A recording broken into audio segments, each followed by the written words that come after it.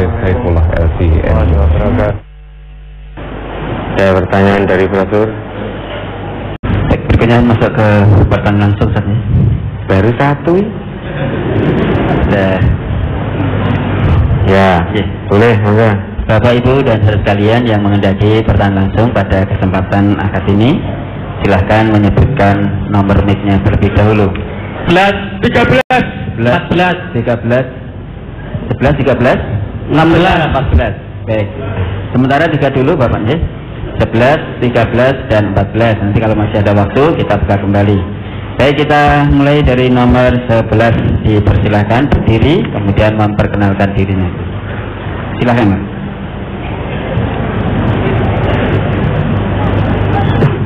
Nomor 11.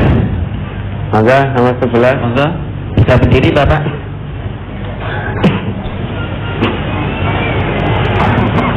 Tidak ada? 13. Tadi menyebut nomor 11. Tidak ada. Baik, ke nomor 13. Nomor 13, silahkan Bapak. Assalamualaikum warahmatullahi wabarakatuh. Waalaikumsalam warahmatullahi wabarakatuh. Perkenalkan saya Wuryanto dari Salatiga. Nggih, Pak Wuryanto ya. Mohon dijelaskan apa yang membedakan ustadz atau ulama suk, ulama jelek, dan ulama yang baik. Apakah ulama suk itu yang suka mengumpulkan dana sedekah untuk modal, ataukah ulama suk itu yang kalau dipanggil sesuai tarif? Demikian. Mohon dijelaskan perbedaan ulama suk sama ulama baik. Kemudian dulu pernah dicanangkan revolusi mental. Saya pikir setelah revolusi mental itu semua orang akan hidup baik, seperti perjudian tetap merajalela. Apalagi hukum tajam di kopral, tumpul di jenderal. Hukum tajam di rakyat, tumpul di aparat. Ya, kalau demikian itu sangat berbahaya untuk NKRI. Seperti kasus Ferdi Sambo. Ferdi Sambo. Lah itu dengan Tirsono Malano. Dengan kehadiran Komnas HAM, saya khawatir kalau Komponas dan Komnas HAM itu sebagai juru bicara, karena ada sampai sebulan ini berlarut-larut. Apakah kita boleh memberikan masukan ke Komponas atau Komnas HAM sesuai disiplin ilmunya? Terima kasih. Wassalamualaikum warahmatullahi wabarakatuh. Yang membedakan ulama su dan ulama baik. Apakah ulama su itu yang pasang tarif? Ya belum tentu. Tapi yang jelas untuk mendakwahkan agama ini itu kewajiban kita. Dan kita dilarang oleh Allah untuk menerima upah dalam menjelaskan Quran dan Sunnah. Wong kewajiban kok. Ini kewajiban. Nah nanti kalau pasang tarif delalah berbarengan, ditonton amplope. Kalau sana tebal akan datang ke sana. Kalau sana tipis tidak datang. Padahal sana tebal itu isinya 2000-an, makanya tebal. Yang sana tipis karena 100 ribuan, tapi jumlahnya lebih banyak.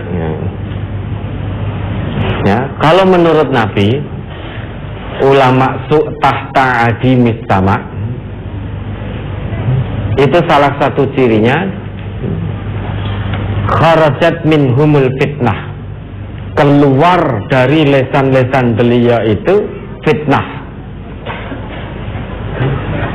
Ketika di cross check fitnah itu ternyata kembalinya kepada orang-orang yang ngaku atau dalam tanda petik dianggap ulama. Itu seburuk-buruk ulama yang pernah ada di bawah kolong langit. Itu menurut Nabi kita. Tahta adi sama. Kharajat minhumul fitnah wa ilaihim ta'ud. Keluar dari ulama itu fitnah. Hanya gara-gara beda pemahaman, fitnah sana, fitnah sini. yang itu sesat karena tidak sama bajunya dengan saya. Yang sana ingkar sunnah karena tidak sama dengan pemahaman saya. Ketika di cross check, kok ada fitnah seperti ini? Ini sumbernya dari mana? Ternyata wa ilaihim ta'udu. Fitnah itu ternyata sumbernya dari orang yang dianggap ulama. Padahal yang namanya ulama itu warasatul anbiya, pewaris para nabi. Itu sing ulama menurut Allah. Kalau ada orang ngakunya ulama kok kerjaannya memfitnah orang lain hanya gara-gara tidak sama dan merasa paling benar, merasa paling suci, ini masuk kriteria hadis Nabi tadi ya, seburuk-buruk ulama yang pernah ada di bawah kolong langit, karena hanya menebar fitnah, hanya gara-gara beda pemahaman, hanya gara-gara beda baju. Pokoknya kudu podo. Agama ini memang harus sama. Itu bisa sama kalau semuanya merujuk pada Quran, pada Sunnah. Hanya gara-gara berbeda pemahaman lantas memfitnah sana sini, senengane memfitnah untuk mencelakakan orang lain yang memang tidak sama dengan dirinya. Maka itu menurut Nabi ya, seburuk-buruk ulama. Dan juga ulama yang buruk itu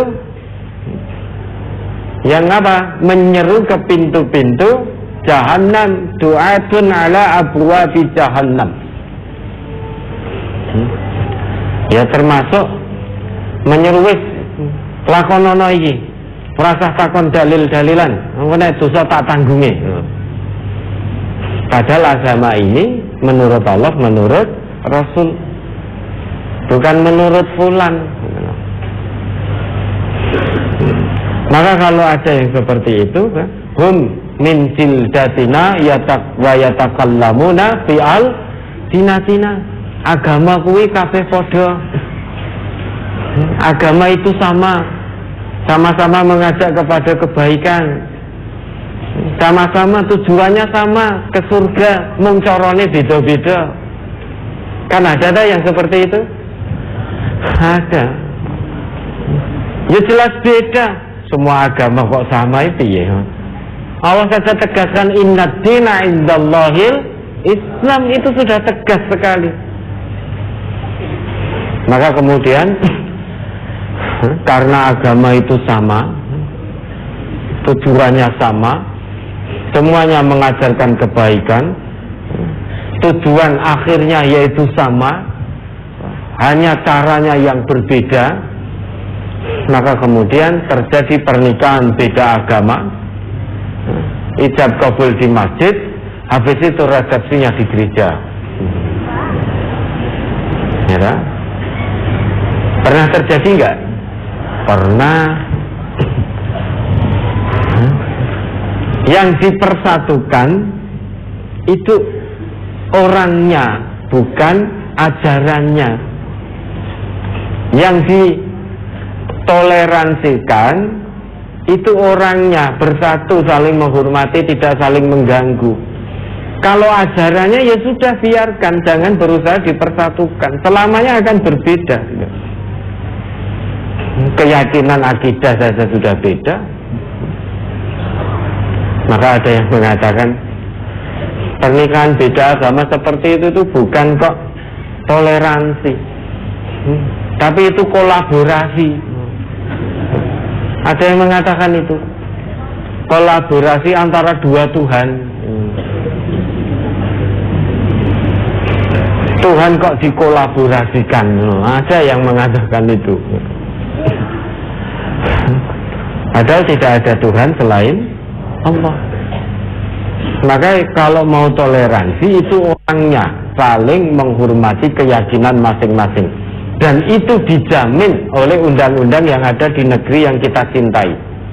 Tidak saling mengganggu, tidak saling menghalangi untuk menjalankan keyakinannya masing-masing. Tetapi kalau sampai ada yang mengganggu kita karena Islam kita, maka jangan mundur. Ya, bukan lagi personal kita yang dihalangi, tapi Islam kita. Nah, selama tidak mengganggu, maka kewajiban kita sebagai Muslim menjaga. Meskipun beda akidah, kita bisa berdampingan dengan sama-sama menghormati, tidak saling mengganggu. Saya kebetulan di makam haji itu temboknya gandeng, satu dinding malah. Barat saya itu persis gereja itu. Kami bisa berdampingan satu dinding, tidak saling mengganggu, tidak saling menghalangi. Itu berarti kita bisa berdampingan. Tetapi ajarannya jangan pernah sekali-sekali untuk diakurkan. Itu toleransi kebablasan. Ingin menghadirkan satu toleransi melebihi toleransi yang telah Allah gariskan. Allah sudah gariskan lakum dinukum waliyadin. Itu sebaik-baik toleransi, karena Allah yang mengatakan. Jangan saling mengganggu. Nah, kalau ulama tandanya dia suka menyeru ke pintu-pintu jahanam yang sebetulnya bukan dari agama, tidak ada landasannya dari Quran dan Sunnah. Dia katakan bahwa itu dari agama Islam. Maka ini termasuk ulama yang perlu kita waspadai, jangan diikuti. Ulama misalkan, wis toh, ini tidak apa-apa, seperti ini. Kone dosa tak tanggungi. Wis rapopo raya ke ulang tahunnya geden-gedenan. Nek dosa tak tanggungi, neraka tak nggonane dhewe. Fama asbarohum alan nar. Alangkah beraninya menentang api neraka. Kemudian dulu pernah dicanangkan revolusi mental, tetapi sepintas lalu hukum masih tajam ke bawah, tumpul ke atas. Revolusi mental tidak hanya bisa diwacanakan saja, tetapi harus dilaksanakan. Untuk bisa melaksanakannya jangan dari bawah, tapi dari atas. Karena yang bawah itu melihat yang atas. Jangan hanya para pejabat bisa mencanangkan revolusi mental kepada rakyatnya, tetapi yang di atas malah amburadul, secara akhlak amburadul. Kalau sampai terjadi demikian, naudzubillah. Yang di atas mempertontonkan kepada rakyatnya korupsi, selingkuh, dan lain sebagainya. Yang di atas itu, revolusi mental itu bisa tercapai kalau yang di atas memberi keteladanan. Jadi jangan paksa rakyat untuk melaksanakan dulu sebelum yang di atas melaksanakan. Karena revolusi mental itu butuh uswah, butuh keteladanan. Apalagi mayoritas pejabat kita ini Muslim, karena penduduk kita alhamdulillah mayoritas beragama Islam. Seorang Muslim pasti tahu Amanah ini, pangkat ini bukan jabatan, tapi ini amanah. Pangkat ini, jabatan ini bukan untuk pujian, tapi ini ujian dari Allah. Seorang muslim yang betul, dia tahu ini amanah. Jihad dengan pangkat, jihad dengan jabatannya. Sedangkan amanah butuh uswah, kepercayaan dan keteladanan. Rakyat Indonesia sudah mempercayakan kepada beliau-beliau untuk ngurus negeri ini. Kita titip kepada beliau-beliau. Harusnya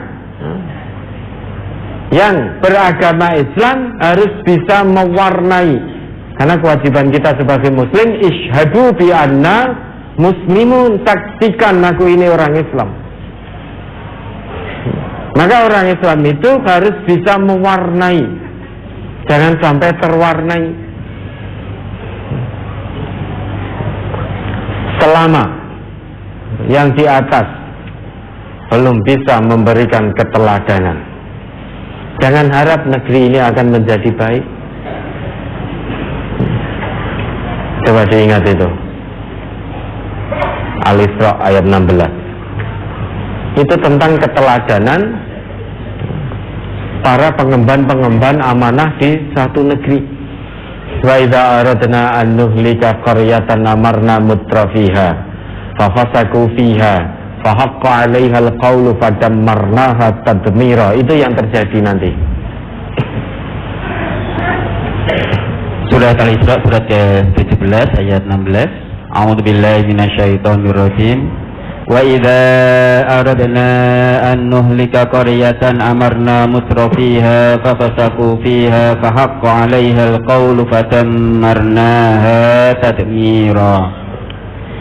Dan jika kami hendak membinasakan suatu negeri, maka kami perintahkan kepada orang-orang yang hidup mewah di negeri itu supaya mentaati Allah. Tetapi mereka melakukan kedurhakaan dalam negeri itu, maka sudah sepantasnya berlaku terhadapnya perkataan atau ketentuan kami. Kemudian kami hancurkan negeri itu sehancur-hancurnya. Iya tak? Ini ketetapan Allah. Dan ayat itu dibuka dengan idza. Idza itu dalam bahasa Al-Quran digunakan untuk menunjuk satu peristiwa yang pasti terjadi atau belum terjadi, namun kejadiannya pasti akan terjadi, atau kejadian itu sudah terjadi atau belum terjadi namun nanti pasti terjadi. Itu idza. Wa idza aradna an nuhlika qaryatan. Qaryatan bentuknya nakiroh, masih umum sifatnya, tidak ada alif lam di situ. Bukan wa idza aradna an nuhlikal qaryata, bukan. Tetapi qaryatan nakiroh, sifatnya masih umum, berarti negeri manapun bisa masuk dalam ayat itu.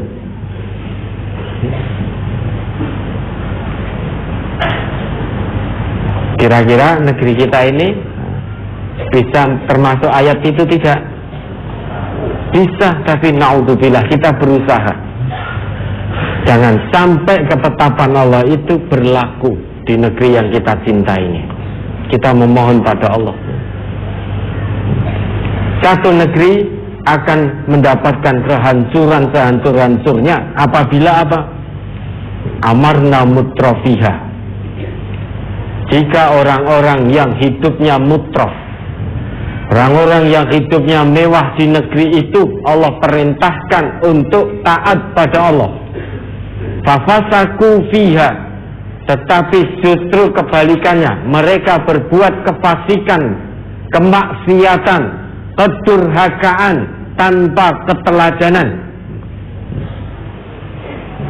Maka yang terjadi, fahaqqa 'alaihal qaul fadammarnaha tadmira. Maka sepantasnya lah berlaku perkataan kami terhadap negeri itu. Fadammarnaha tadmira. Negeri itu akan kami hancurkan sehancur-hancurnya. Ya, mutrof. Mutrof ini sekarang dimaknai dua, ada dua makna. Yang satu orang yang hidup mewah, artinya orang kayanya dan para pejabatnya diperintah oleh Allah untuk tunduk patuh kepada Allah, tetapi malah melakukan satu pembangkangan, satu kedurhakaan seperti korupsi. Korupsi itu amal soleh atau toleh? Toleh. Membunuh itu kebaikan atau kedurhakaan? Kedurhakaan. Dan setiap saat kita menyaksikan itu. Pejabat-pejabat kita, oknum-oknum pejabat kita korupsi. Foto-foto, dada-dada, tanpa tahu malu lagi. Rakyatnya menderita karena uangnya habis digarong oleh oknum pejabat ini. Nah, ternyata sekarang mutrof itu tidak hanya bisa dimaknai dari sisi materi saja. Ternyata sekarang banyak orang yang tidak berkecukupan, ternyata juga mutrof, foya-foya dalam kemaksiatan. Ada orang yang tidak punya, tetapi ya tetap mabuk-mabukan. Cuma mabuknya beda dengan orang yang punya. Ini mabuknya dengan autan, ya. Untuk campuran oplosan apa kan gitu, dengan bat nyamuk. Ini mutrof, sehingga semuanya sebagian ada, ya. Tentu tidak semua, masih banyak yang baik di negeri kita ini, masih banyak, insya Allah masih banyak yang baik, taat pada Allah, tunduk pada Allah, itu masih banyak. Nah, kalau satu negeri itu orang-orang yang hidup mewah, pejabat-pejabatnya tidak taat pada Allah, maka potensi besar negeri itu akan dihancurkan oleh Allah sehancur-hancurnya. Banyak negeri yang sudah Allah hancurkan karena kedurhakaan penduduknya. Wa kam min qaryatin ahlaknaha. Berapa banyak negeri yang sudah kami hancurkan, itu kata Allah. Dan itu diabadikan di dalam Al-Quran. Supaya apa? Generasi berikutnya mengambil ibrah dari kehancuran negerinya. Padahal Allah juga telah tetapkan, wa ma kana rabbuka liyuhlikal qura wa ahluha muslihun. Tuhanmu yaitu Allah tidak akan pernah menghancurkan satu negeri sehancur-hancurnya kalau penduduk negeri itu muslihun, beramal soleh. Kalau negeri itu penduduknya beramal soleh, bukan bencana yang datang, bukan kehancuran yang menimpa, tetapi berkah dari langit dan bumi. Walau anna ahlal qura amanu wattaqau la fatahna alaihim barakatin minas sama' wal ard. Dan Nabi kita juga bersabda, salah satu tanda hancurnya satu kaum, hancurnya satu negeri, idza sarqa fihi musyarifu tarakuhu wa idza sarqa fihi mudda'ifu aqamu alaihi al-haddah. Tanda hancurnya satu negeri, jika yang mencuri, artinya yang melakukan pelanggaran, melakukan kemaksiatan, melakukan kedurhakaan, melakukan pelanggaran nizam, itu orang-orang terhormat mereka, tarokuhu, mereka akan biarkan begitu saja, tidak ditegakkan sanksi. Tetapi wa idza saraka fihi mudda'ifu, kalau yang mencuri itu orang yang lemah, orang yang tidak punya pangkat, orang yang tidak punya harta, orang miskin yang mencuri, aqamu alaihil had, hukum sanksi tegak sekali terhadap orang yang lemah yang melakukan pencurian, terhadap orang lemah yang melakukan pembunuhan. Saat yang terlibat dalam menghilangkan nyawa orang itu, orang yang punya jabatan, punya harta, tiba-tiba tidak ada sanksi. Tarokuhu, mereka meninggalkannya, artinya tidak ditegakkan sanksinya. Tapi yang mencuri rakyat biasa, hanya mencuri pohon satu saja, ditegakkan, dimasa, bahkan sampai meninggal dunia, di penjara, sanksinya turun, tegak sekali. Kalau itu terjadi di satu negeri, maka siap-siap negeri itu menuju kehancuran. Dan mudah-mudahan tidak terjadi di negeri kita. Apakah boleh memberikan masukan ke Kompolnas? Boleh.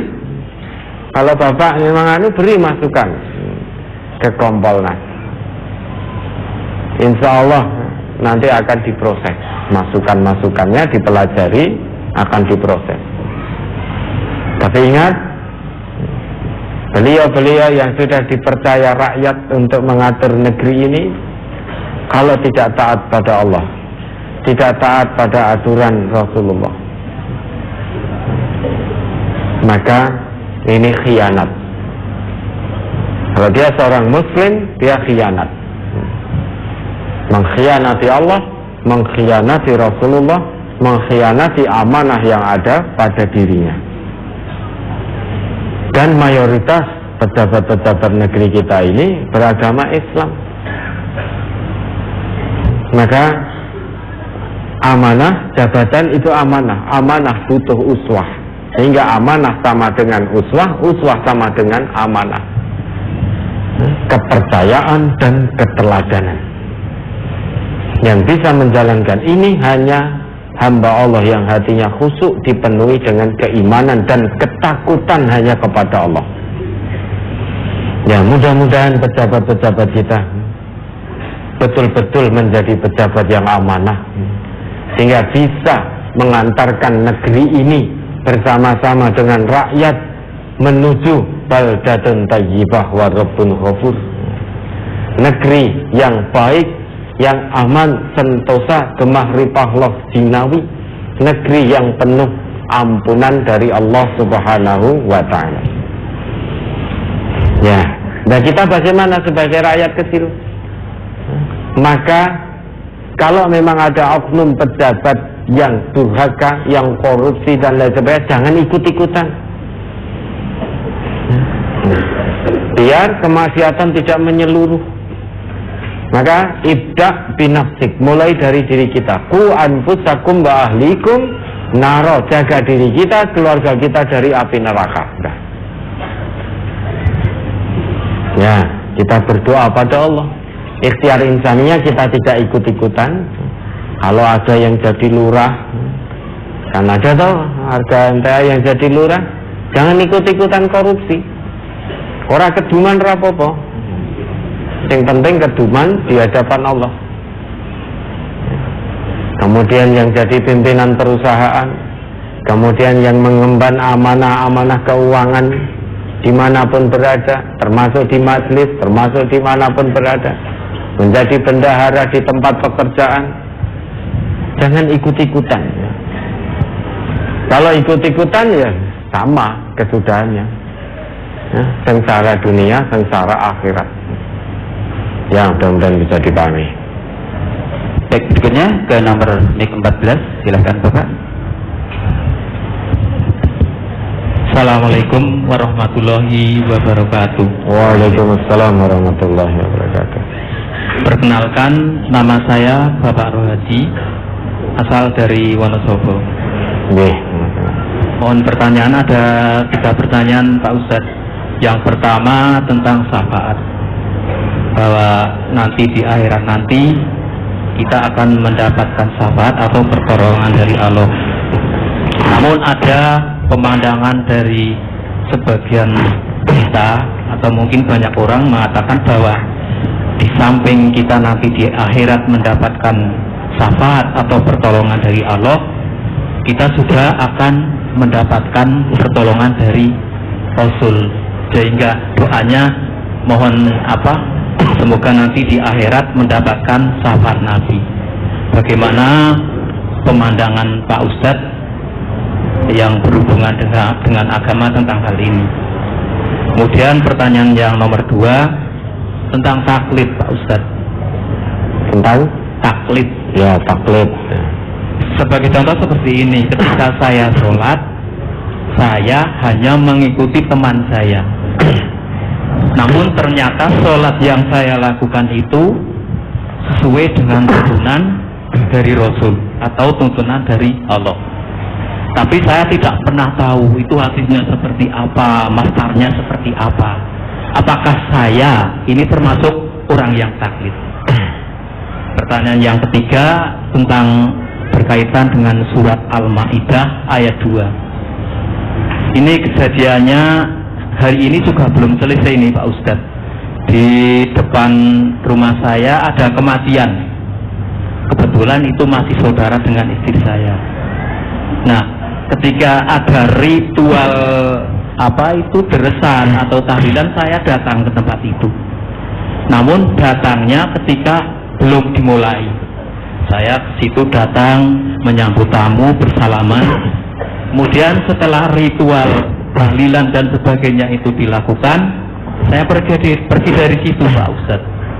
Nah, setelah ritual itu selesai, saya datang lagi dalam rangka membantu bersih-bersih atau laden gitu. Apakah laden untuk memberikan minum atau makanan? Laden untuk tamunya di situ. Laden untuk kegiatan itu tadi dong? Ya, tapi ritualnya sudah selesai Pak Ustadz. Oke. Pertanyaannya begini, apakah saya termasuk yang disebutkan di surat Al-Maidah ayat 2, bekerja sama dalam hal keburukan dan perbuatan dosa? Itu saja dari pertanyaan dari saya. Mohon izin ada yang mau menyambung, apakah boleh diperbolehkan? Itu saja dari saya.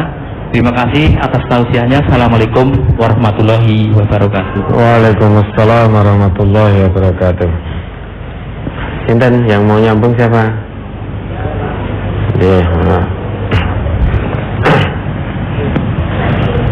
Bismillahirrahmanirrahim. Assalamualaikum warahmatullahi wabarakatuh. Waalaikumsalam warahmatullahi wabarakatuh. Perkenalkan, nama saya Muhammad Nur Walid, 11-12 insya Allah. Oh iya. Mudah-mudahan ilmunya mirip seperti Al Ustadz. Oh jangan, saya nggak ada ilmu, ilmunya masih belum ada. Ya, ini menyambung pertanyaan beberapa minggu yang lalu yang dari Bapak dari Sumatera yang kesininya karena terpaksa karena disuruh anaknya. Oh itu ya. Bapak dari mana, Mama? Sumatera. Ya, saya dari cabang Kerja 4 Purakilan Karanganyar. Oh, warganya Ustaz Narno ini berarti. Nggih, Ustaz Narno. Ya. Alhamdulillah setiap Ahad pagi insya Allah bisa mengikuti kajian secara offline di sini. Karena alhamdulillah lagi Bapak termasuk dipanggil oleh Allah untuk bisa ikhram di majelis pusat ini. Alhamdulillah. Ya, alhamdulillah. Ustaz jangan ngendiko siapa yang tanya, jangan seperti itu. Ini giroh khususnya untuk cabang saya sendiri, biar ada tambah lagi gitu, semangatnya lebih berkobar lagi untuk bisa ikhram di pusat sini. Oke, kembali ke pertanyaan Ustaz.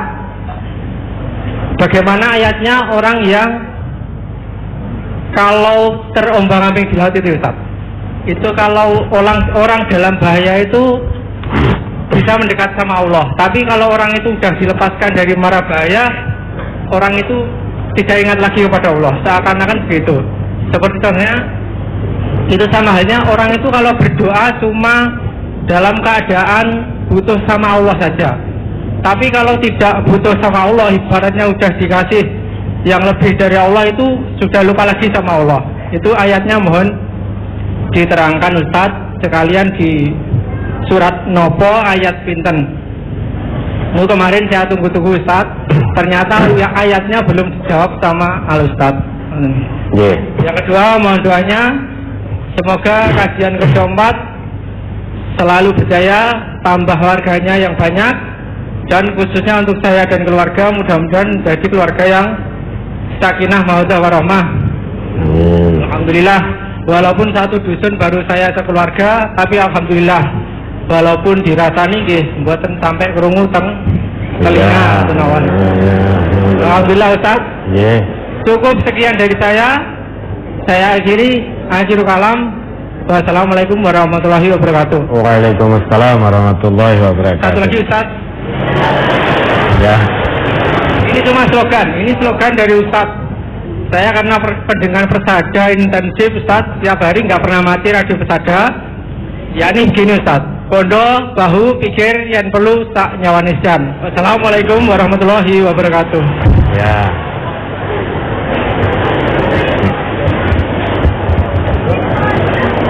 Itu ya saya jawab bondo bahu pikir tadi ya. Itu pengejawantan, itu falsafah pendidikan yang ada di pondok pesantren Gontor itu.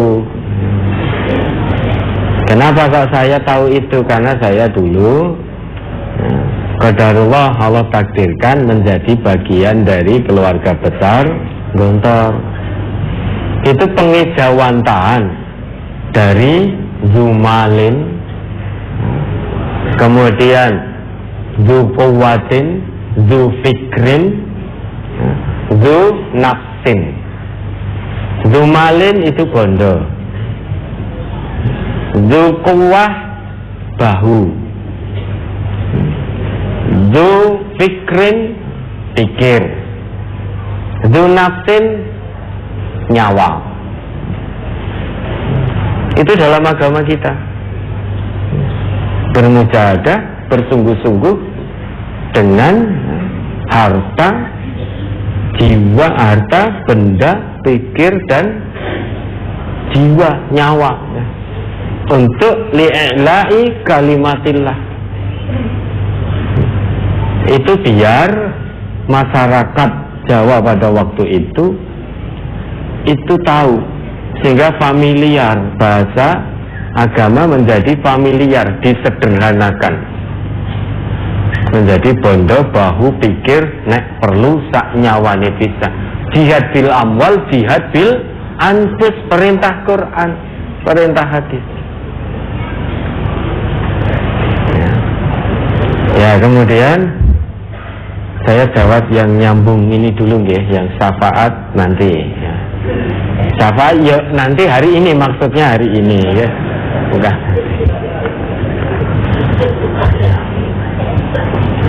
Yang Mas Nurwalid ini dulu ya. Coba dibuka Quran surat Yunus ayat 12.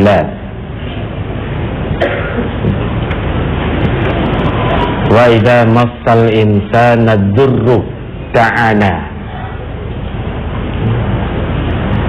falamma kashafna anhu durrahu marra ka'allam yad'u ila durrin massah. Surat Yunus surat ke-10 ayat 12. Wa idza massal insana dzurru ta'ana li jambihi wa idza massal insana ad-durru da'ana li janbihi aw qa'idan aw qa'ima falamma kashafna anhu durrahu marra ka'an lam yad'una ila durrin massah kadzalika yuzyina lil musrifina ma kanu ya'malun. Dan apabila manusia ditimpa bahaya, dia berdoa kepada kami dalam keadaan berbaring, duduk atau berdiri.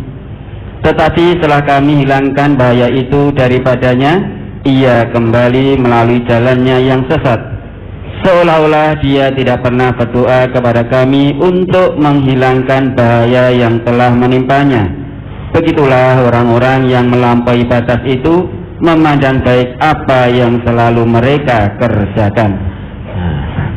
Manusia itu kalau hatinya tidak penuh keimanan pada Allah, memang duanya termasuk kita ini mungkin ingatnya pada Allah saat Allah uji kita dengan musibah.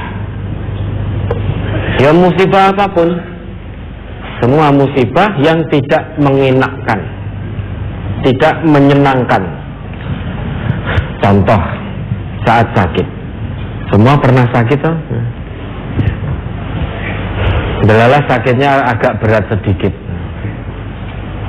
itu kita sudah dalam keadaan berbaring atau berdiri atau duduk, kita seolah-olah menjadi hamba Allah yang paling soleh sak jagat raya. Kita duduk, bangun dari tidur, kita ingat Allah. Ya Allah, sembuhkanlah hamba ya Allah. Ketika kita berdiri, ingat Allah, ya Allah, astagfirullah. Ketika tidak pernah sholat duha, tidak pernah sholat tahajud, ketika sakit tiba-tiba sregep mempeng, bersimpuh di hadapan Allah, munajat, dalam sujudnya bercucuran air mata. Wajibnya bolong-bolong, ketika sakit, apalagi sakitnya berat, ingat terus kepada Allah dalam posisi apapun. Kan itu tiga posisi manusia. Wa idza massal insana dzurru ta'ana li jambihi, itu pertama. Jika manusia itu ditimpa musibah, manusia itu pasti akan memohon kepada kami, yaitu Allah, li jambihi, dengan berbaring, au qa'idan, atau dengan duduk, au qa'iman, atau dengan berdiri. Semua kondisi, semua posisi manusia kalau sedang sakit yang diingat hanya Allah. Antara orang yang imannya sodik kepada Allah dengan orang yang takut mati beda. Kalau orang yang imannya sodik memang dalam kondisi apapun, baik sehat, tetap ingat Allah. Kondisi sakit tetap ingat Allah, tidak mengeluh. Itu orang yang imannya sodik. Tapi bagi hamba Allah yang imannya setengah-setengah atau kadzib, saat senang banyak yang lupa dengan Allah, saat susah ingat Allah. Begitu pula sebaliknya, ada yang saat susah itu ternyata lupa kepada Allah, saat senang malah justru ingat Allah. Yang terbolak-balik. Padahal orang yang beriman itu mau senang, mau susah, mau sehat, mau sakit harus ingat Allah. Nah ini betul. Saat sakit musibah koyo-koyoi, jadi hamba yang paling bertakwa, paling soleh, tidak ada waktu tanpa mengingat Allah. Bercucuran air mata. Dalam sujudnya, tempat sujud basah oleh linangan air mata. Habis sholat zikir, basah pipinya dengan air mata. Tapi begitu Allah jawab doanya, diganti ujiannya dari yang tidak menyenangkan menjadi yang menyenangkan, dari sakit menjadi sehat. Tiba-tiba marro, dia berlalu seolah-olah ka'allam yad'una ila durrin massah, seolah-olah dia tidak pernah berdoa kepada kami dahulu untuk dihilangkan musibahnya. Begitu sehat lupa pada Allah, duhanya sudah tidak lagi, kita tahajud lail sepertiga malam apalagi, lama-lama wajibnya sudah tertunda-tunda. Kalau hilang mungkin tidak, ya? Tertunda-tunda. Tertunda-tunda iman-iman. Tapi saat sakit itu menunggu-nunggu waktu sholat. Biar sholat awal waktu. Ya nikmat sekali bersama Allah. Tapi ketika sehat tiba-tiba magribah wes lupa semua. Padahal di ayat lain Az-Zumar 49 ini sama ya. Ini sama, nanti jangan bisa buka itu di rumah. Az-Zumar 49, "Tsumma idza fa idza massal insana dzurrun ta'ana, tsumma idza khawwalnahu ni'matan minna qala innama utituhu ala ilmin bal hiya fitnah walakinna aktsarahum la ya'lamun." Az-Zumar 49 itu hampir mirip. Manusia itu jika ditimpa musibah, dia akan berdoa memohon kepadaku agar dilepaskan dari musibah itu. Tapi jika kami limpahkan padanya sedikit saja dari nikmat kami, tiba-tiba dia berlaku sombong, melupakan Allah dengan mengatakan innama utituhu ala ilmin. Aku bisa terlepas dari musibah ini karena kepandaianku, bukan karena Allah. Yang dulu mendekat Allah berarti ingat betul pada Allah. Begitu diberi nikmat oleh Allah berupa sehat atau hutang terlunasi, menjadi sombong, tidak dekat lagi kepada Allah. Padahal kalau kita mau merenung, bal hiya fitnah, ujian yang tidak menyenangkan, entah itu sakit ataupun ujian yang menyenangkan yaitu sehat. Yang tidak menyenangkan misalkan di PHK, atau yang menyenangkan diterima melamar pekerjaan. Semuanya itu baik dan buruk adalah ujian dari Allah. Walakinna aktsarahum la ya'lamun, tetapi kebanyakan manusia tidak mengetahui. Dia merasa yang namanya ujian ini sesuatu hal yang tidak menyenangkan saja. Nikmat itu juga ujian, ujian kenikmatan. Lantas kita jangan milih, ya Allah, kalau begitu uji saya dengan kenikmatan ya Allah, uji saya dengan kekayaan ya Allah, uji saya dengan pangkat dan jabatan ya Allah, insya Allah saya lulus ya Allah. Siapa bilang? Salabah saja nggak lulus loh. Salabah itu ngaji bersama Nabi loh, gurunya langsung Nabi, tapi diuji dengan kekayaan tidak lulus, berantakan imannya sudah. Maka terima apapun ujian dari Allah, karena wallahu ya'lamu wa antum la ta'lamun. Allah yang maha mengetahui, kamu yang tidak tahu apa-apa. Hei manusia, ojo sok mudeng. Jangan sok tahu, jangan meminta apa-apa kepada Allah hakikat yang kita tidak tahu.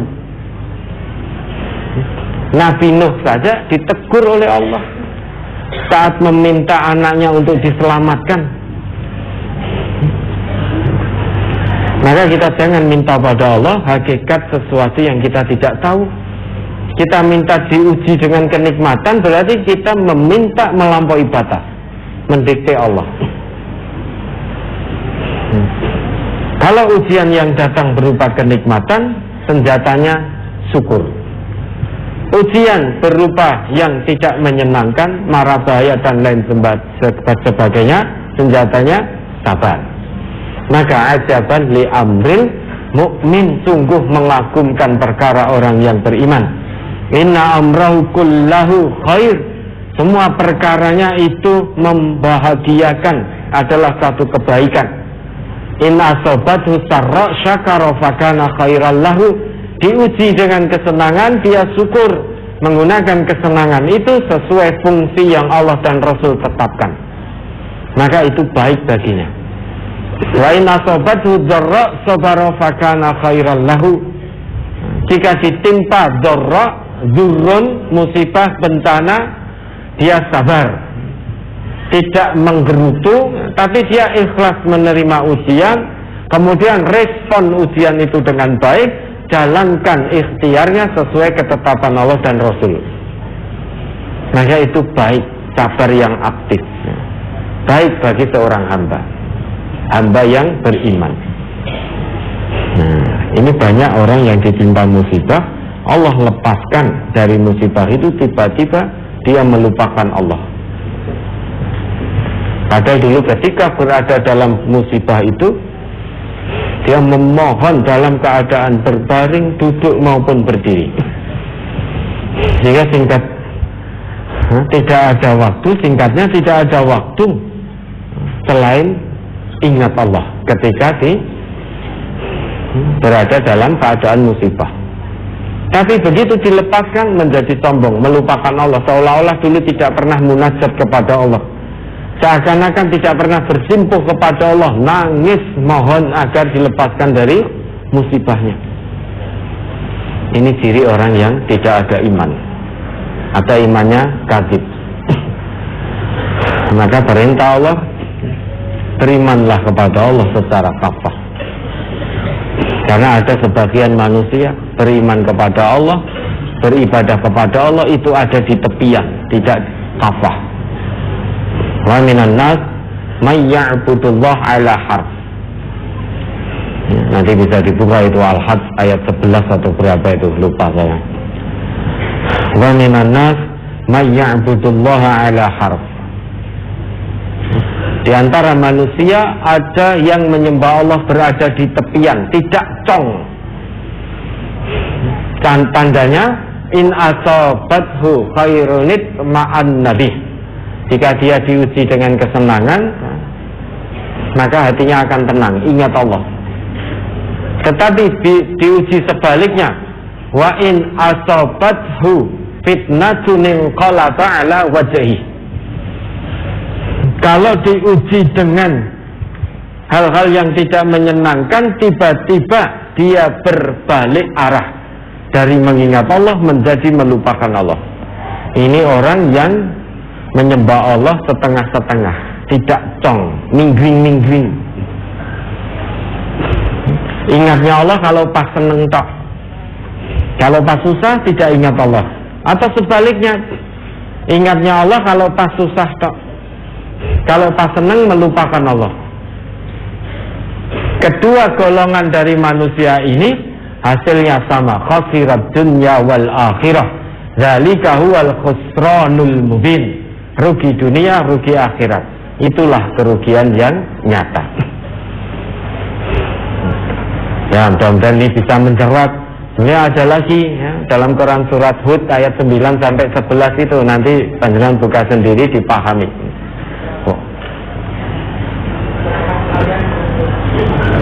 Apa? Keterangannya?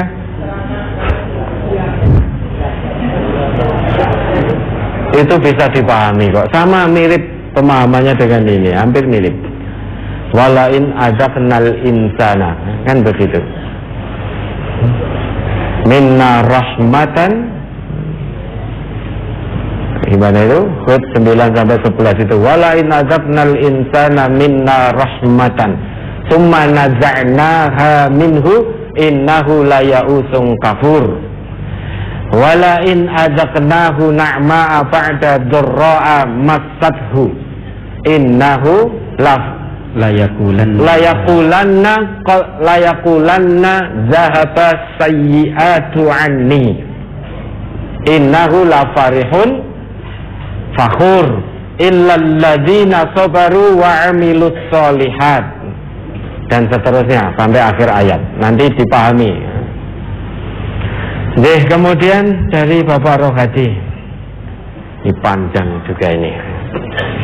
Ya, syafaat, taklid meski sesuai tuntunan, sama ikut bantu-bantu tadi ini. Yang pertama syafaat. Ini perbedaan. Ya.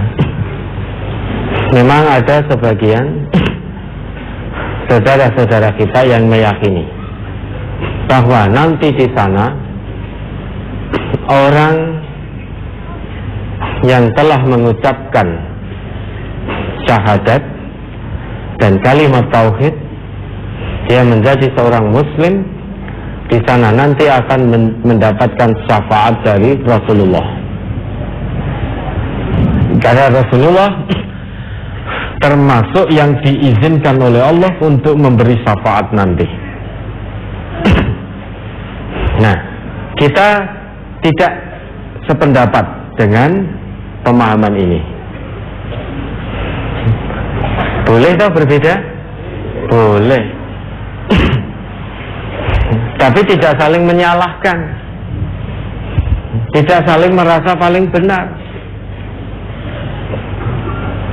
Terkait syafaat ini, memang Nabi itu diberi izin oleh Allah memberi syafaat.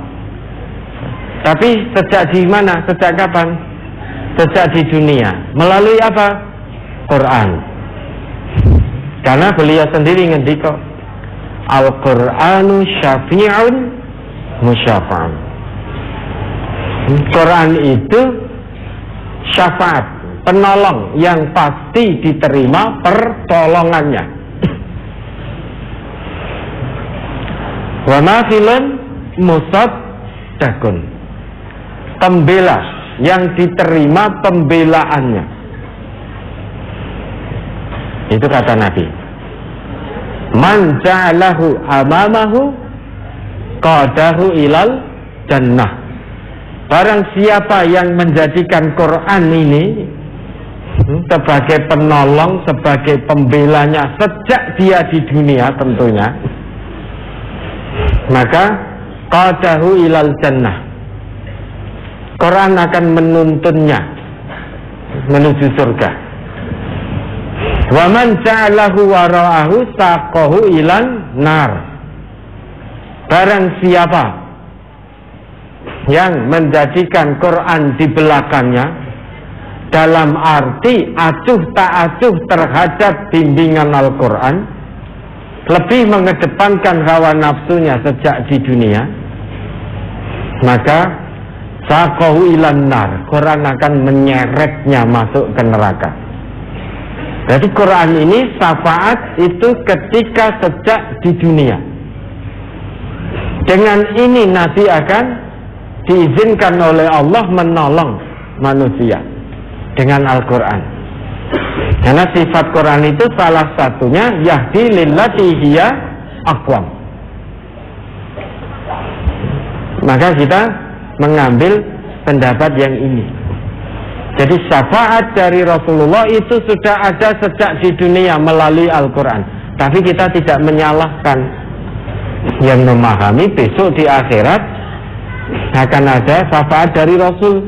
Bahkan hanya menjadi ahli wudhu saja, belum sholat ini. Ada yang mengatakan nanti akan mendapat syafaat dari Nabi giliran paling akhir. Dicari mukanya temlorot di neraka karena di dunia ahli wudhu belum sholat.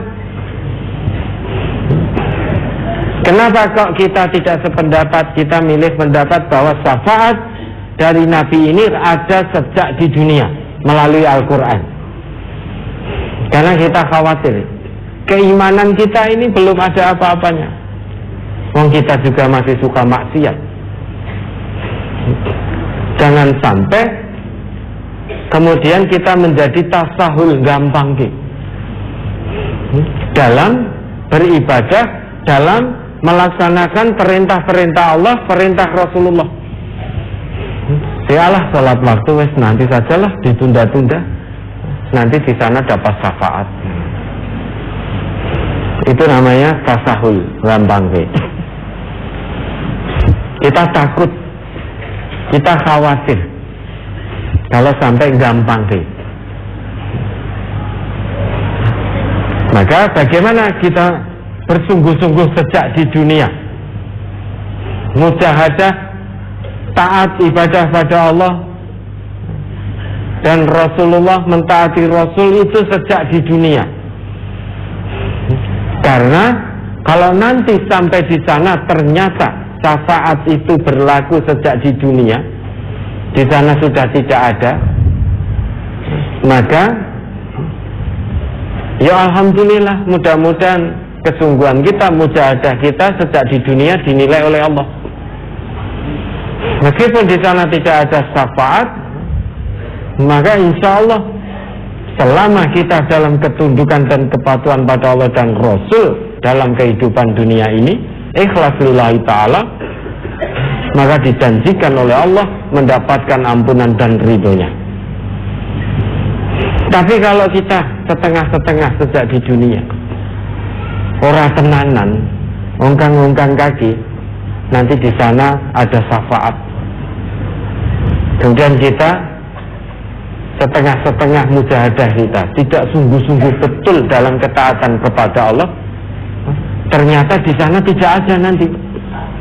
Maka kita akan jadi orang yang rugi, mengharapkan syafaat dari Nabi, ternyata Allah izinkan Nabi memberi syafaat itu ternyata sejak di dunia melalui Al-Quran.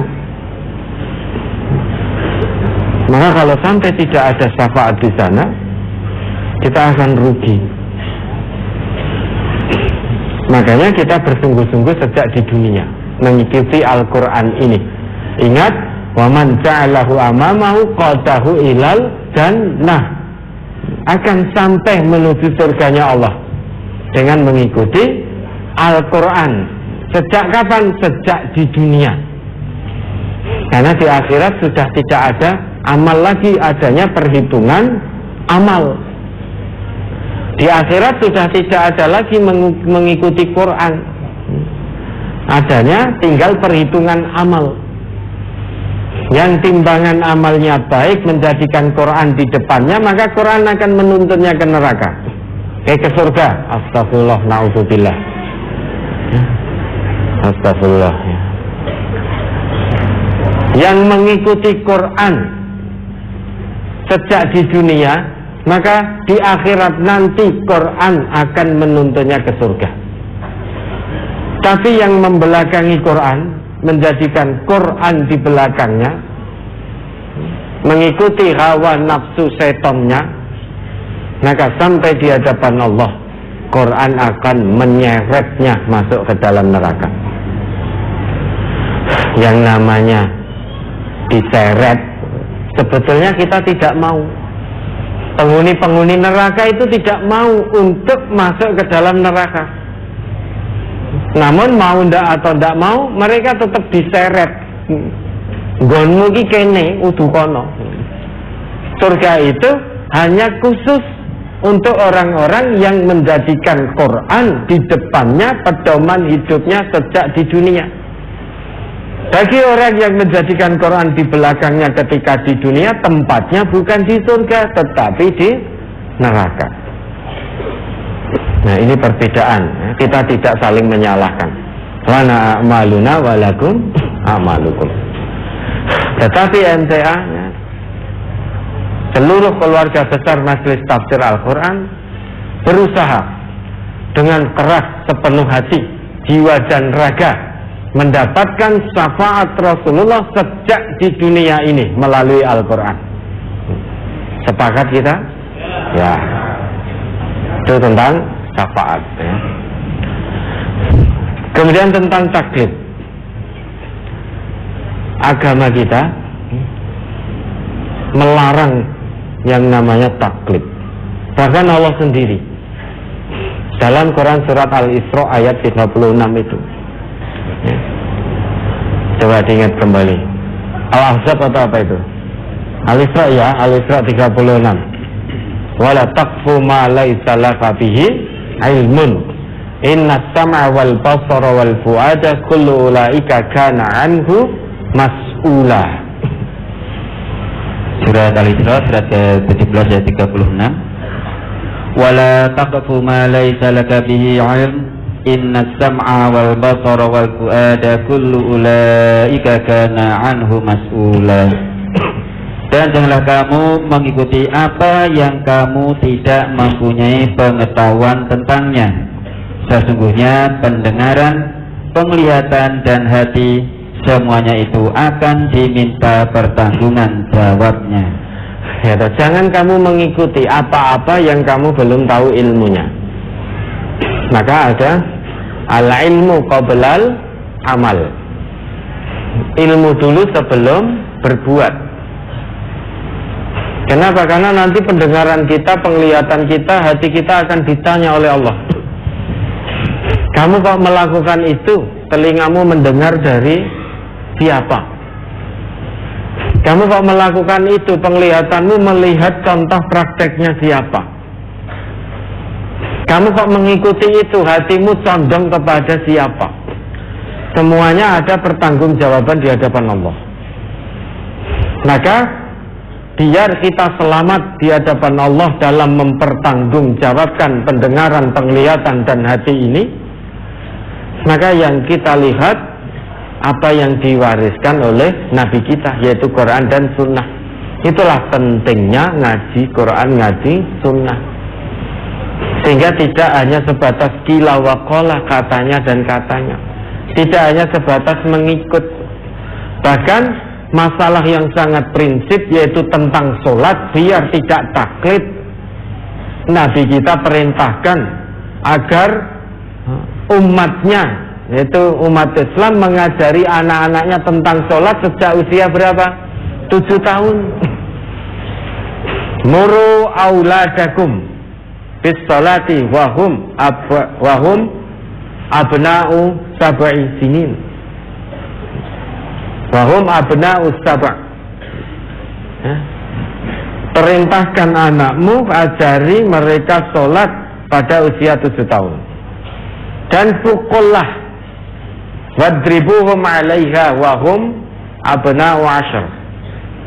Pukullah mereka saat mereka usia 10 tahun ketika abai terhadap sholatnya. Pukulan yang tidak menyakitkan sampai menghajar membabi buta, bukan. Tapi pukulan yang membekas dalam arti, dalam jiwa, pendidikan. Kan ini masalah sholat. Ini dalam rangka kita ngaji Quran dan Sunnah, ternyata kita tahu masalah sholat saja Nabi sudah dawuhkan sejak anak usia 7 tahun.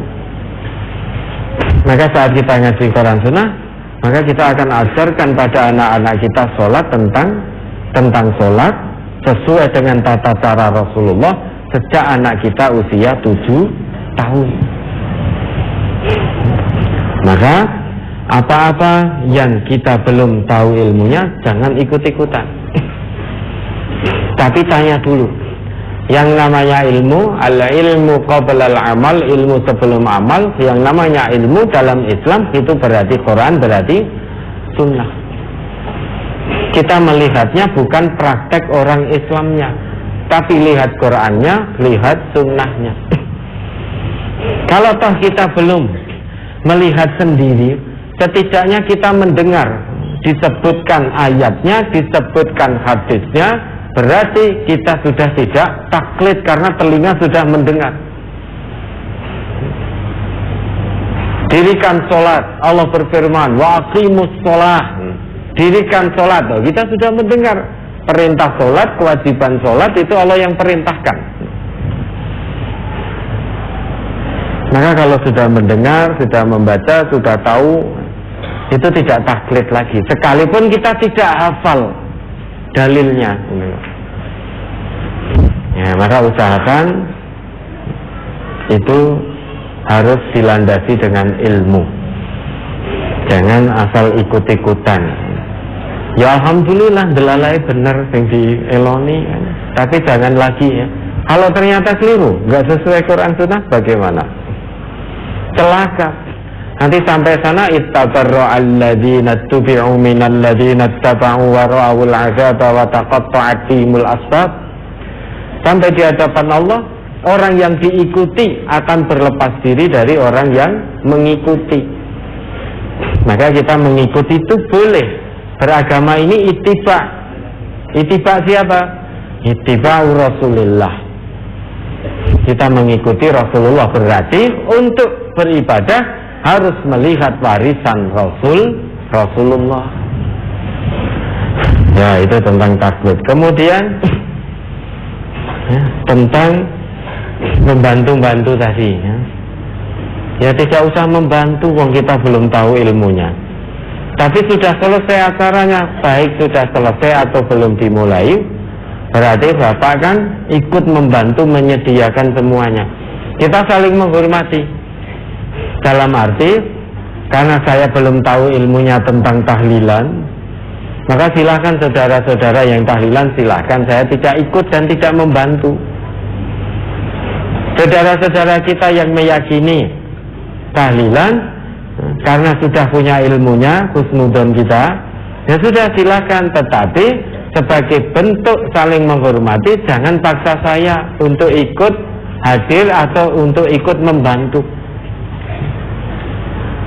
Enak toh saling menghormati.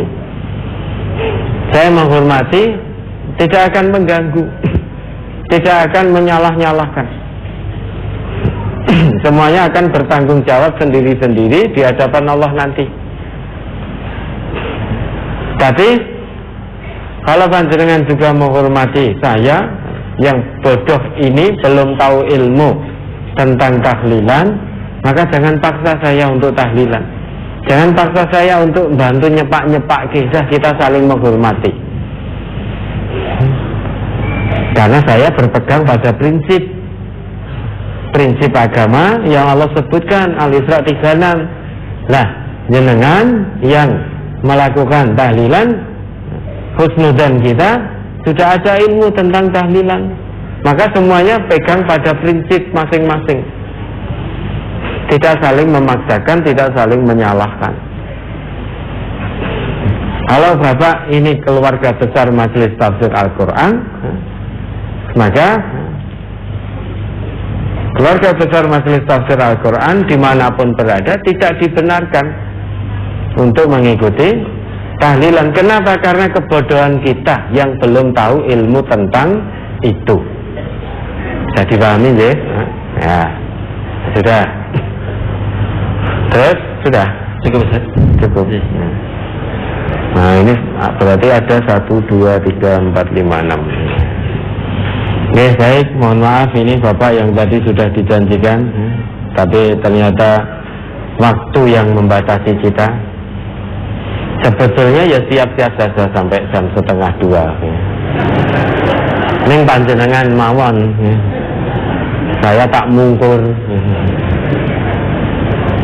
Mudah-mudahan kekurangan diampuni oleh Allah, termasuk terhadap Bapak Ibu yang mau bertanya tapi tertunda tadi.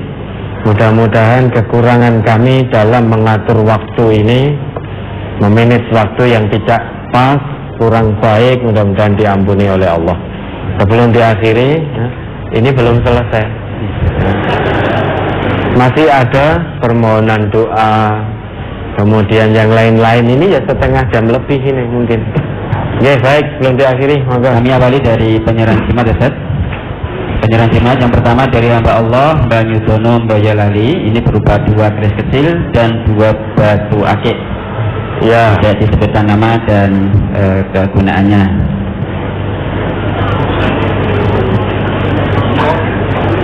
Kemudian yang kedua dari Ibu Rini dari binaan Papahan Tasik Madu Karanganyar, berupa 2 buah keris kecil peninggalan orang tua, tidak disebutkan nama dan keadaannya juga. Oh ya, ini dibawa kemana-mana ini? Wah ini terawat tuh ini. Ini fungsinya untuk apa ini? Tidak disebutkan. Tidak disebutkan. Wah ini tak buka saya jadi sakti nanti. Nah, ini membinasakan, menyesakan. Lo nggak bisa dibalik ke tenan toh. Ya ini kecil sekali ini. Ini untuk apa ini? Lah ya bodohnya kita ini loh. Masa kayak gini kok diyakini bisa mempunyai kekuatan menolak madharat, mendatangkan manfaat. Sama Allah yang jelas-jelas Sang Khalik Maha Segalanya malah nggak yakin.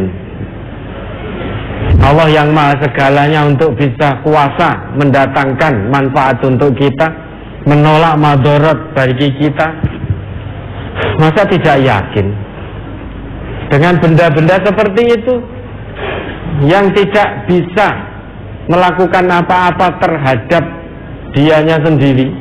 Masa kita yakin? Wong itu jenengan selehke di lantai saja kontangi dhewe yo ora iso kok. Ya, masa kita meyakini? Dah ini menyesatkan, kemusyrikan.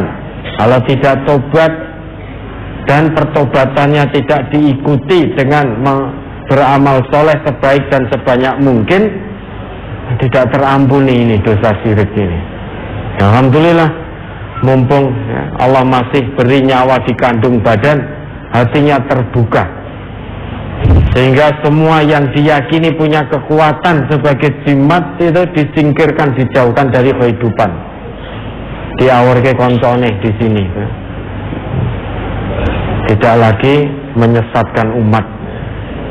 Nanti disimpan bersama teman-temannya yang sama-sama menyesatkan itu.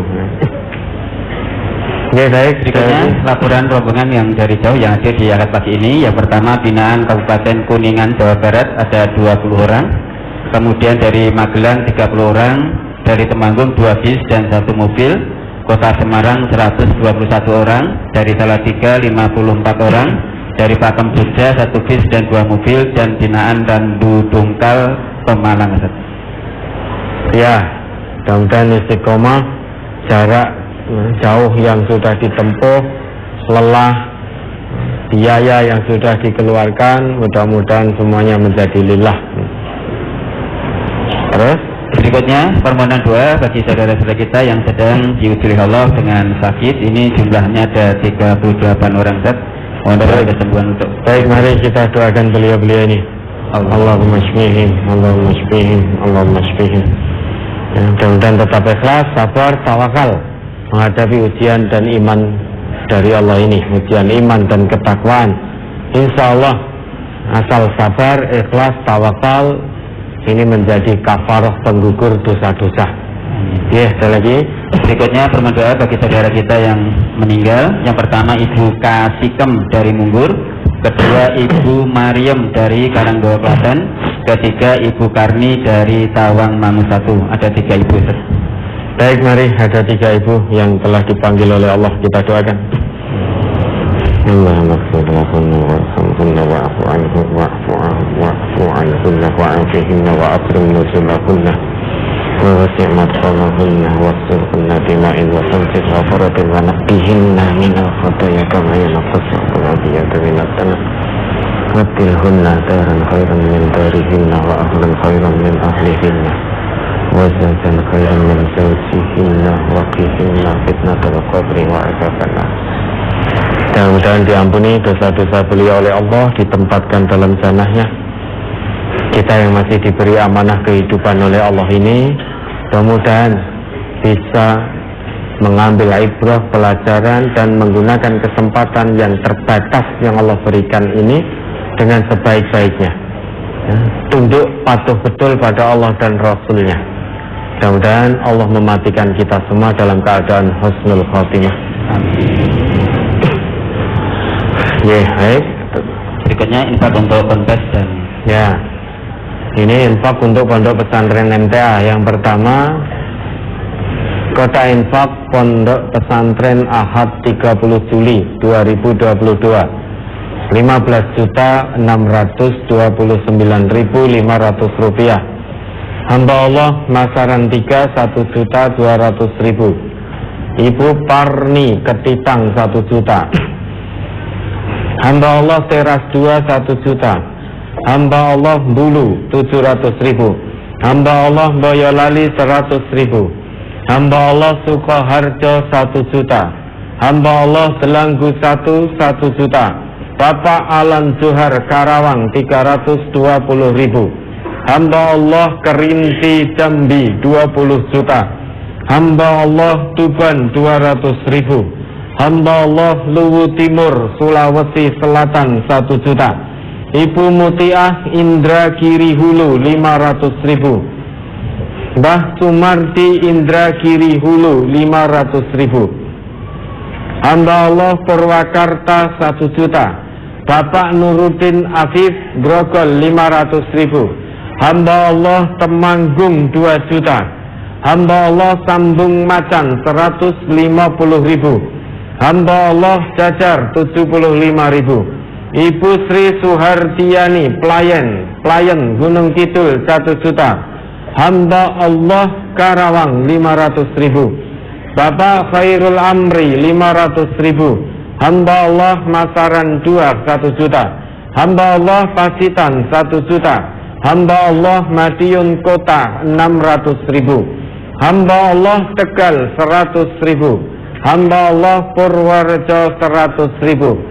Hamba Allah Wonogiri 500.000. Hamba Allah Pacitan 1 juta. Ibu Hartasi Adipala Cilacap 1 juta. Nur Latifah 200.000. Bapak Hadi Suwoto Bojonegoro 1.050.000. Hamba Allah Sragen 1.500.000. Hamba Allah Karanganyar 200.000. Riau 100.000. Ibu Sutarni Pasar Kalimantan Timur 500.000. Hamba Allah Temanggung 6 juta. Ibu Tumirah Pontianak 600.000. Bapak Ribut Suwaryadi Pontianak 1 juta. Keluarga Bapak Suhono Teluan 4 juta. Hamba Allah Wonosobo 200.000. Hamba Allah Bandungan 10 juta. Hamba Allah Buton Sulawesi Tenggara 250.000. Hamba Allah Krendo Wahono 500.000. Ibu Kartini Pulau Kulon Grobogan 1 juta. Hamba Allah Semanggi 500.000. Hamba Allah Sukoharjo 6 juta. Hamba Allah Brebes 3 juta. Ibu-ibu Celep 150.000. Bapak Sri Hartanto Semarang 2 juta. Hamba Allah Pelupuh 200.000. Hamba Allah Sini 100.000. Hamba Allah Wanayasa 400.000. Ibu Inuk Cokro 200.000. Ibu-ibu Juwiring 1 400.000. Hamba Allah Pelupuh 5 1 juta. Ibu Supardi Makam Haji 20 juta. Hamba Allah Solo 1 juta. Hamba Allah Sragen 1 juta. Ibu-ibu Jepres 1 500.000. Hamba Allah Sukoharjo 5 400.000. Mbah Dwi Wiji Klaten 2.500.000. Wali murid TK MTA Zuma Poloh 1 400.000. Hamba Allah Wito Caren 3 300.000. Hamba Allah Wanayasa 2 juta. Kelompok Cateringan Blora 1 juta. Ibu Parni Purwosuman 2 juta. Hamba Allah Sambi Kerep 500.000. Ibu Sri Supatinah Kuningan Jabar 250.000. Hamba Allah 1 pasang giwang, 1 buah liontin, dan 1 buah gelang. Total hari ini untuk infak pondok pesantren kita 128.074.500 rupiah. 128.074.500 rupiah. Kemudian ini ada pula infak untuk media dakwah kita. Yang pertama kota infak radio dan TV 30 Juli 2022 6.071.000. Bapak Sugianto Bogor 1.500.000. Bapak Sutarno Solo Baru 600.000. Hamba Allah Solo 10 juta. Hamba Allah Boyolali 100.000. Hamba Allah Kali Sabuk Cilacap 200.000. Ibu-ibu Bagi 500.000. Hamba Allah Sukoharjo 32 juta. Hamba Allah Semarang 2.700.000. Hamba Allah Jawa Timur 11.500.000. Keluarga Bapak Wedyo Ponorogo 1.900.000. Hamba Allah Lampung 4.600.000. Hamba Allah Jambi 1.100.000. Hamba Allah Pemalang 300.000. Hamba Allah Temanggung 2.795.000. Ibu-ibu seleb 105.000. Hamba Allah Wonogiri 8.500.000. Hamba Allah Rejang Lebong 1 juta. Bapak Mukhlis 32.500.000 rupiah. Hamba Allah Pelupuh 5.500.000. Ibu-ibu Jepres 1.300.000. Hamba Allah Teras 1.500.000. Sonto atau Sonto Harjono Prambanan 3 buah cincin emas, sehingga total untuk media dakwah kita infak ini 119.271.000 rupiah. 119.271.000 rupiah. Insya Allah sudah sampai dan semuanya sudah diterima. Mudah-mudahan ikhlas karena Allah, sehingga dinilai oleh Allah sebagai satu amal soleh, dilipat gandakan oleh Allah, baik zatnya maupun berkahnya, menjadi tabungan akhirat Bapak Ibu saudara dan saudari sekalian yang telah mengikhlaskan sebagian hartanya untuk sabilillah di jalan Allah, baik yang di pondok pesantren MTA maupun media dakwah Quran Sunnah MTA, radio dan TV-nya. Mudah-mudahan ini mendapatkan lipat ganda dari Allah, dan kelak di surganya Allah, dipanggil oleh Allah di akhirat nanti masuk ke dalam surga melalui pintu-pintu sedekah. Jazakumullah khairan katsira. Sudah cukup? Cukup. Baik Bapak Ibu, saudara dan saudari, kurang lebihnya kami mohon maaf. Mari diakhiri. Alhamdulillahirabbil alamin. Subhanakallahumma wa bihamdika asyhadu an la ilaha illa anta astaghfiruka wa atubu ilaik. Sampaikan salam kami pada keluarga di rumah. Assalamualaikum warahmatullahi wabarakatuh. Waalaikumsalam.